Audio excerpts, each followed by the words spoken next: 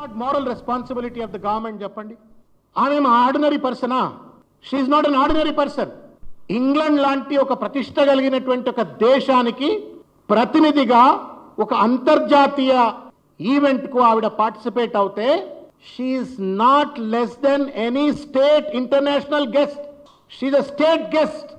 అంటే రాష్ట్రానికి సంబంధించిన దేశానికి సంబంధించిన అన్ని ప్రోటోకాల్స్తో ఆవిడను గౌరవించవలసినటువంటి ఒక బాధ్యత నిబద్ధత ఈ ప్రభుత్వానికి ఉండాల్సి ఉండే.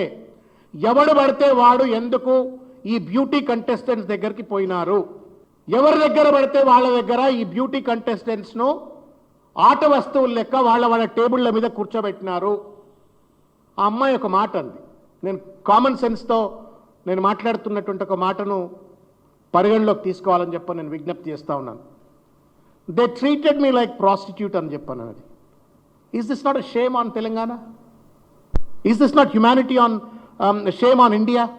ఇంతకంటే దౌర్బల్యం ఉంటుందా? ఒక ఒక ఒక ఒక విదేశీ వనిత, నాకు రక్షణ ఉంటుంది, ఇక్కడ గౌరవం ఉంటుంది, ఎత్ర నార్యస్తు పూజ్యంతే రమంతే తత్ర దేవత అనేటువంటి ఒక భారతదేశానికి నేను పోతున్నా అని చెప్పని వస్తే నన్ను వ్యభిచారిగా చూసిండ్రు అని చెప్పని ఆ తల్లి పోయి అక్కడ మాట్లాడితే is this not a slap on the face of mister Revanth Reddy government? చెప్పపెట్టు కాదా ఇది?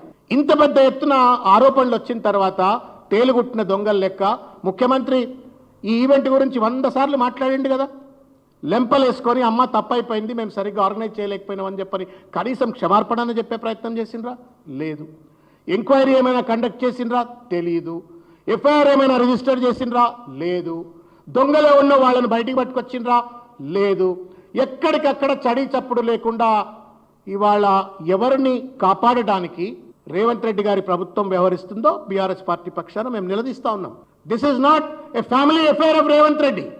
దురదృష్టం దాన్ని రేవంత్ రెడ్డి గారు 100 కోట్ల రూపాయలు ఖర్చు పెట్టి అదొక ఫ్యామిలీ అఫైర్గా పార్టీ అఫైర్గా నిర్వహిస్తే నిర్వహించవచ్చు కాక, కానీ బాధ్యత కలిగిన ఒక ప్రతిపక్షంగా కావచ్చు సమాజంగా కావచ్చు మేము ప్రశ్నిస్తాం. ఈ 200 కోట్ల రూపాయలు మీ ఇంట్లో మీ ఇంటి వాళ్ళ కోసమో మీ ఇంటి వినోదం కోసమో మీ పార్టీ వాళ్ళ వినోదం కోసం నిర్వహించేటువంటి ఒక ఈవెంట్ కాదు ఇది.